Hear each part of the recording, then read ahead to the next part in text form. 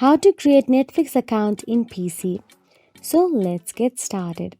Firstly, open your preferred web browser, Google Chrome, Firefox, Safari, etc. on your PC. Here, I have opened my Google Chrome. Now, in the address bar, type netflix.com and press enter to open the Netflix homepage. Now, simply tap on the Netflix sign in option available there.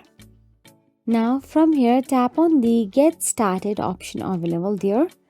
Make sure to enter a valid email address. Now, tap on the next option available there. Now, Netflix will prompt you to enter your email address. Type in your valid email and choose a strong password for your account. This password will be used to log into your Netflix account, so make sure it is something secure and memorable.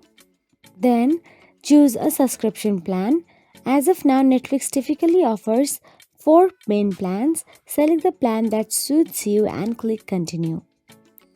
After that, all you have to do is enter your payment information.